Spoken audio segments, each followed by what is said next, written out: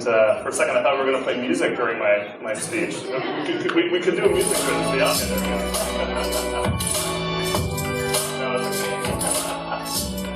Great. Well, I have the incredible pleasure of speaking right after lunch. Is everybody half asleep? Anybody need coffee? Should we stand up and, run a quick lap around the room? All right. Well, thanks for having me. I actually just met Miguel a few days ago, and I just happened to be in Lisbon. I don't live here, and he invited me in to do a little talk about sales. So let's see. I've got about 10 minutes. I'll be very, very brief. But just a quick, my name's Chad Spain, and I'm from the States, but I kind of move around a bit. The company I work for, it's called Whitten Roy Partnership, and we are a consulting firm, and we help businesses develop the way that they sell all around the world. So we've done a few hundred projects in 40 different countries and worked with companies in Ghana that are selling sanitation services door to door, and we've worked with British Telecom in London that's selling $100 million, £100 million telco services to Barclays Bank. So a very wide range of different kind of businesses that we work with. And I was going to talk today, I think what's in the schedule is I was going to talk about the 5 mistakes that businesses commonly make when developing their sales program. And actually, I've only got a few minutes, so I'm just going to talk about one, the most important one, I think, and the one that will, I think, apply to most of you. Some of the others won't as much. But if you do want to hear about the others, you can ask me, I guess, in the Q&A, or I can speak to you afterwards about them. But so this is the group participation part. Let me ask the room, how many of you are selling something? Like in your business, you're selling something. You've got to get revenue in the door. Okay, that's good, because if I didn't see all the hands go up, I'd be really worried. So how many of you are really engaged in your sales? I mean, e-commerce is one thing, right? Where, somebody comes on your website and just clicks to buy, like Amazon or something, right? Where you don't really touch it. They click to buy and order gets processed and it ships. It's pretty automated. But how many of you are actually engaged where your marketing or your drip campaigns, whatever, it brings people into you, but then there's got to be a conversation. There's got to be one or more meetings over the phone or in person to where you're actually selling what you're selling. Okay, good. All right. That means my conversation is going to be relevant. All right, so now let me ask you a couple questions about the challenges challenges you might face. How many of you have a pipeline of people you're working with, and the deals that you're working on, I mean, they just take longer to close than you expect. So it takes 12 months when it should take 3, or it takes 3 months when you think it really should take 1 to close the deal that you're working on. How many people see that problem? Okay. And how many of you have, you close a deal, you land a piece of work, and it's smaller than you expect? So maybe you're selling SaaS, or maybe it's a consulting engagement, and it's just, only 100 people sign up out of a company that has 10,000 employees, or the piece of work you're doing, the scope got shrunk down to a small piece, but they need more. How many have a challenge like that? Okay. And how many of you see deals that you think are for sure things fall through the pipeline, right? So, I mean, you think for sure this one's going to close, we've got great rapport, they brought in the decision maker, and all of a sudden something happens, it just drifts off, you never hear from them again, a competitor sweeps in, or you have no, and you might not have a clue what happened actually. Yeah? All right. Well, in our work, first of all, you're not alone. I mean, I saw a lot of hands through all those questions. You're not alone. We see these challenges every day, all around the world, with all of our clients. In fact, we wouldn't work with them if they didn't have these challenges. And what we see is that these challenges are often a result of poor selling, or maybe average selling, but not great selling. And one of the reasons for that is that, I think companies really rush to, talking about, their pitch, right? They get right into what it is that I can do for you. And we're all familiar with this, right? You get into, you sit down in that meeting and you pull out, your slide deck or whatever it is, and it's like, all right, so here's what we offer, and it's got these bells and, let's say it's software, for example. It's got these features, and we pull in this data on the back end, and then we can report in this way, and it's going to go out to your employees in this way, and like there's an app that you can add on. And this is what we're used to doing, right? Does this sound familiar? We go into a meeting, we talk about what it is that we can do, and how it's going to solve the problem, and, the value they're going to get from it. This is kind of the standard sequence that we see a lot of people take. The thing that's missing, right? I mean, how do your clients react to that? Often enough, from what I see, maybe I'll just ask the audience. How do people react in a lot of the meetings when you're in the meeting with them? What's their reaction to a conversation or to your pitch when you make it? Anybody want to share? Yeah. It's not a conversation. It's not a conversation. No, giving a pitch is not a conversation. Okay, so they've said that to you. No, they haven't said it, but there's no feedback. There's no feedback, right? So it's just like, right. Yeah, it's just kind of nodding and smiling, and that's not a conversation. Right. So I actually found the opposite. Like people saying they are interested or specifically interested in asking questions or saying like one day or 2 days, whatever, I want to move there. And then many times it doesn't really happen. So and I actually believe that people don't tell you often like openly. I'm sorry. That they are not interested, but they fake interest actually, because they are like, I don't know, maybe in some cultures it's not polite to say just no and get away. So they make you lose a lot of time. So for me, for example, that's like the biggest problem to maybe qualify those leads, which are actually interested, really interested, and which I shouldn't be losing time, because it's very rare someone that says openly, no, listen, this is too expensive, or I'm not interested, or not at this moment. Yeah, all right, so not interested, not at this moment. But I wish they say that, but they instead they would just say, yeah, sure, tell me more, and maybe sounds good. Say, yeah. Yeah, so it sounds like, yeah. So it sounds good, but then a big part of them doesn't really buy. Yeah. How many of you can relate with this? Where they act, I said a couple hands shoot right up. It's kind of like you get the warm reaction, but it's just surface level, isn't it? Exactly. You haven't gotten deeply into, they haven't really felt the value. They're kind of just paying you lip service, as one way of saying it that I've heard before. Might be too American of an expression, my apologies. But, one of the things we've seen is that a result of this, right, is that your clients haven't deeply connected with, well, what is the challenge that they have? What's the problem that they have? And really seeing how you can solve it. Now, we get so used to what we're selling, our service, our product, our bagels, whatever it is, we get used to talking about it. I had to call you out. I mean, and hopefully you do come out with the burger bagel.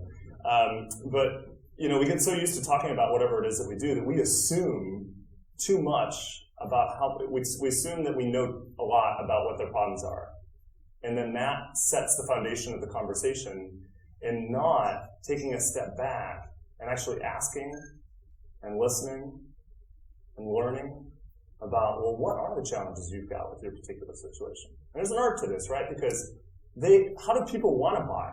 They expect you to come in and say, all right, what have you got, and how much is it, right? I mean, I had a phone call with a guy three or four phone calls ago. It was about 2 weeks ago. And this is the first thing he said to me. All right, Chad, I've heard great things about your company. We really need to develop our sales. So what can you do for us, and how much is it? First thing out of his mouth. Okay, great. Well, it depends on what the problem is you've got, and let's see if we're even the right fit for you. But so often we jump to, assuming that we know what that is. So the thing that we've really seen with our clients is that salespeople do they have a couple of mistakes in this process. One is that they follow people. People are kind of naturally bad buyers. We look at what it is and how much it is. I'm guilty of this every day. And we follow that as salespeople. So we give them the product and the price without stepping back and asking and listening and learning, well, what are the challenges you face? And when you can do that as a salesperson, because the way that people make really great decisions isn't by just thinking about the thing that is in front of them and how much it is. It's understanding, understanding more deeply than they probably are in touch with in that moment. What's the problem I've got? And how big of a problem is this for me? Is this something that I really even need to worry about right now? And okay, now what can I do to solve it? And, is the price of that solution, is it valuable? Because what's the price of it in comparison with how costly of a problem I have? Does that make sense? So this guy that I talked to a few calls ago, when I dug in with him a little bit and learned about his sales challenges, he told me certain things about, well, look, we had one particular client, kind of what I described earlier, the deal was a sure thing, they got the decision maker at the table, and they just drifted off and went cold. I said, okay, well, what do you think went wrong? He had no idea, because, kind of like what you were saying, they were with him that whole time, but something happened, and he doesn't know what. He wasn't really connected with them about what they really needed. And thank you for that. That was helpful. I was like, did you have a question? Okay, you're just telling me about time. Anyway, and so when I dug in a little bit more about his understanding about what was driving that, what were the challenges that he was really facing, one of the places we got to was that, holy cow, they didn't have a process. They didn't have metrics to track it. They didn't have the skills to really lead their customers through a conversation.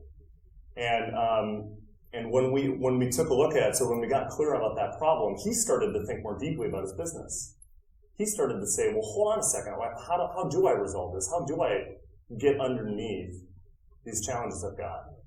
And then I asked him a simple question. I said, look, if you look back at the last year, how many deals do you think you've missed because you haven't been selling well?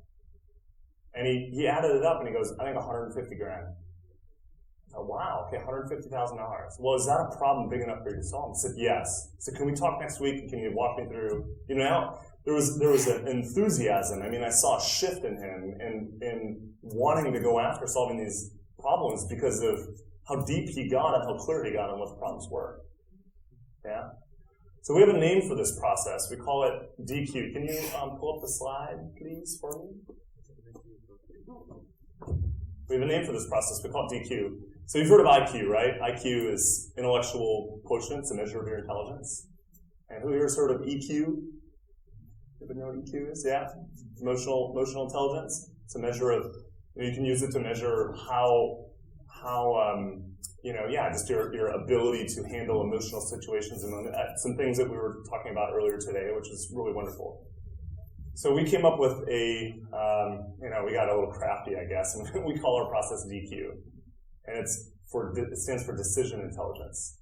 So we look at the purpose of having a sales conversation, not as to get good at convincing or pushing or persuading even. I heard that word earlier. I don't mean to call anybody out, but we look at it not to do those things, but rather how do we help our person that we're talking to make a better decision.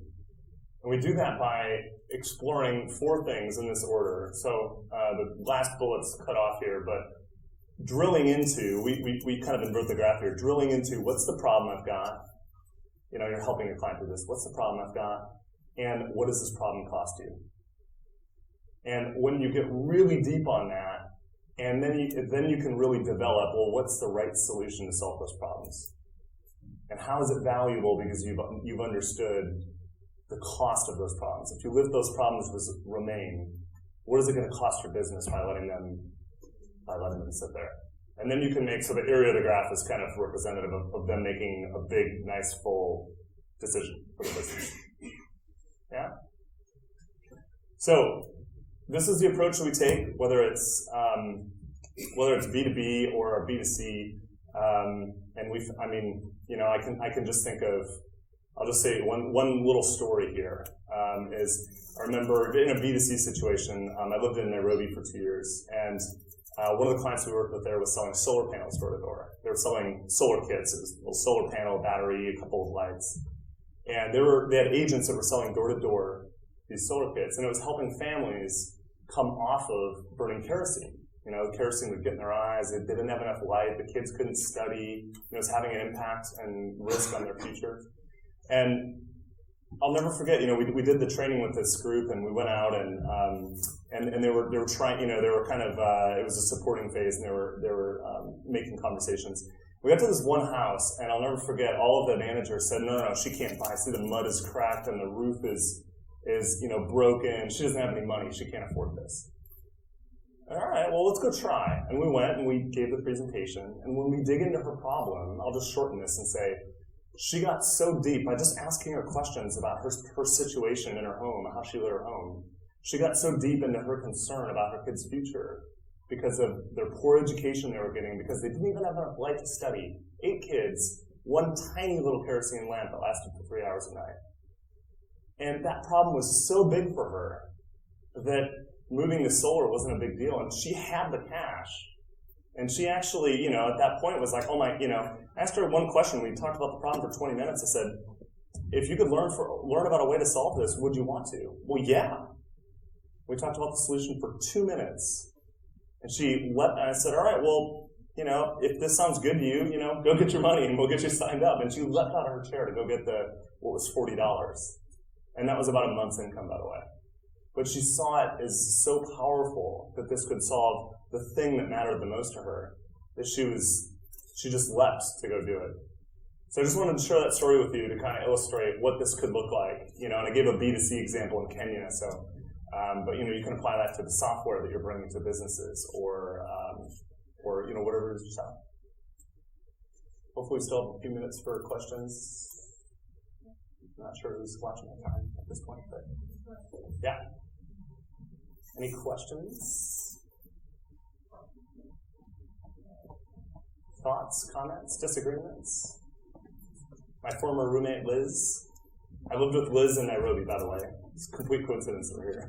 Very, very small world. Yeah. I just wondered, I was interested in the story you told about the guy who sort of, these people went cold and what ended up being one of the takeaways that he actually implemented at the end of that. You mentioned metrics. To measure, sometimes once somebody said no, or they've sort of drifted off, I would feel nervous about approaching them again and seeing why didn't this kind of go through. So, were there any tips that you've come across on how to move forward with that?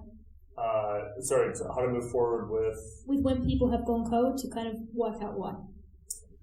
Yeah. Well, let's see. So that brings me to two. There's 2 things that I see there.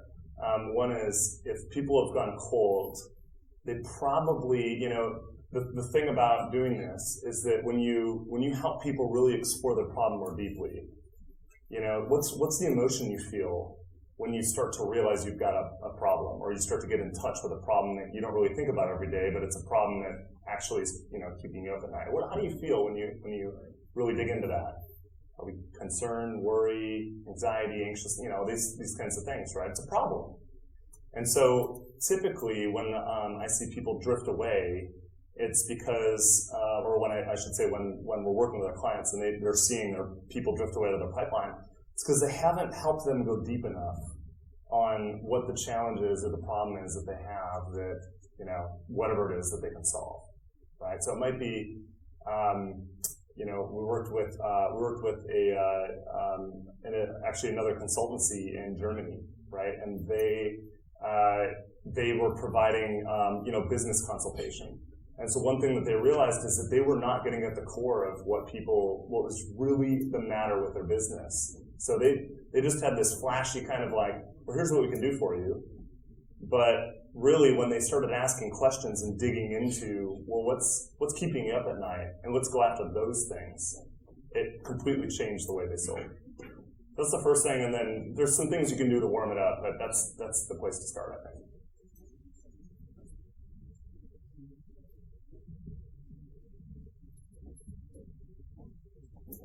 Thanks. So I have 2 questions. So in an ideal situation, because some excellent salespeople, they believe they can sell to everybody. But what's your opinion? You can really sell to everybody, assuming that your pitch and connection with the client would be perfect? And then, so this is like a related question.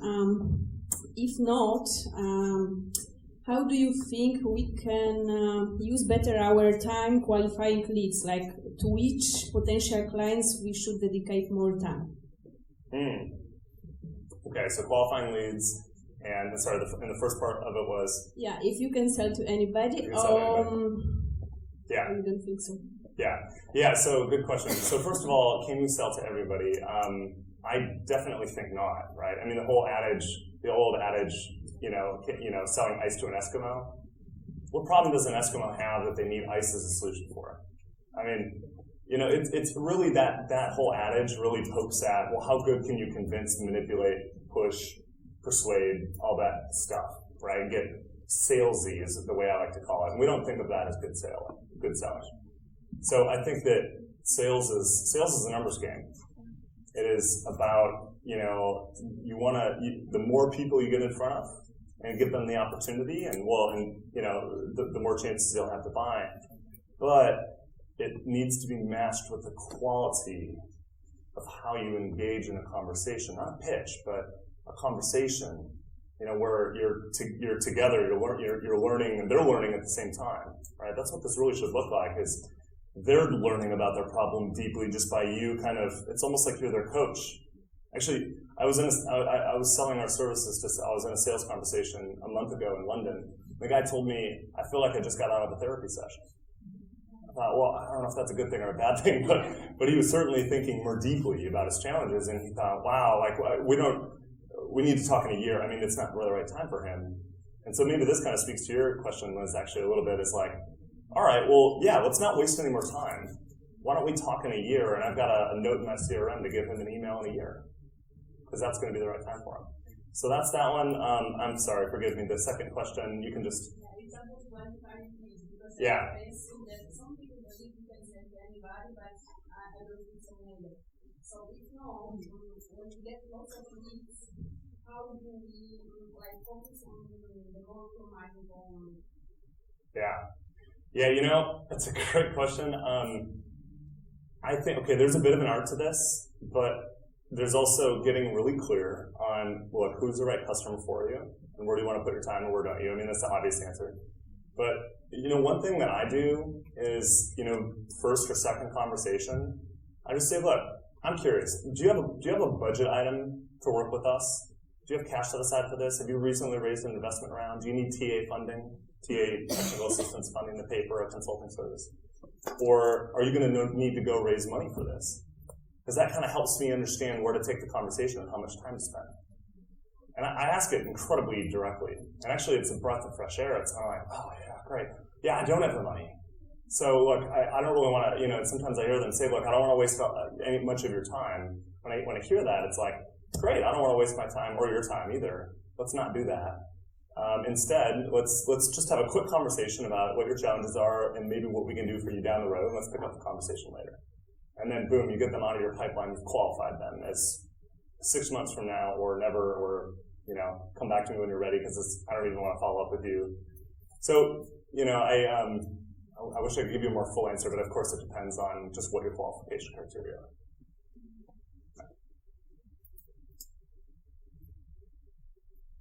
What else? I'm sure I'm out of time at this point. Unless there's any other questions. Yeah.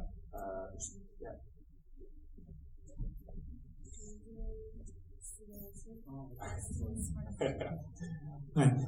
What is the fourth question? On your slide you say collaboratively addressing 4 questions, and then we can only see 3 of them, so I guess one's dropped off the bottom. You got a little cut off. Do you want to just slide down a little bit? Is that possible to just scroll the website? It's just a website. You can just scroll down a little bit. Yeah.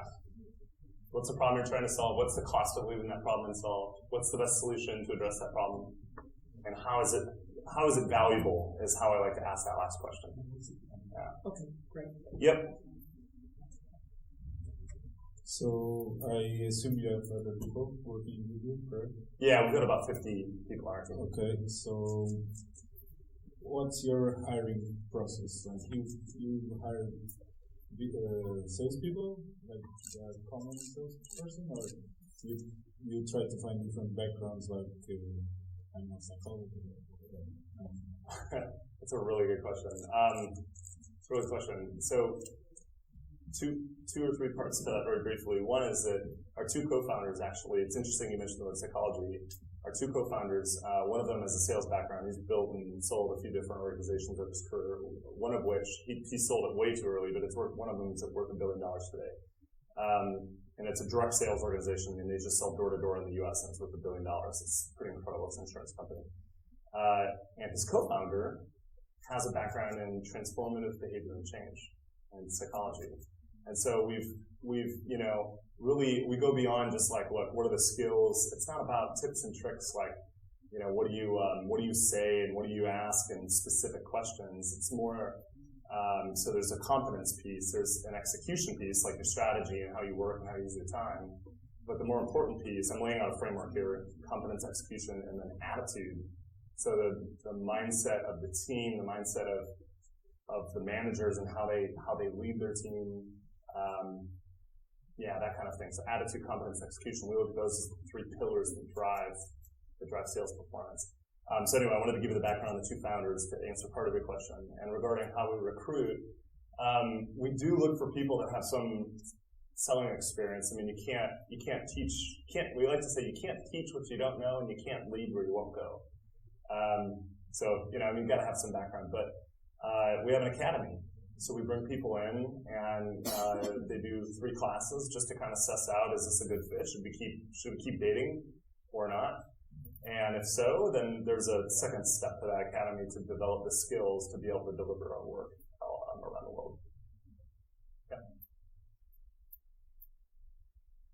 Well, I'll be here the rest of the day, and I've got some cards. It's funny. I had business cards that were in a backpack that was stolen, so I've crossed out my colleague's name and written mine. I promise. It's me. I'm me. I'm not just some guy with the same initials, ironically. But anyway, feel free to find me later if you want to talk more about sales. I'd be happy to chat more about challenges that we see and how we think about it. I'm here at your disposal. So.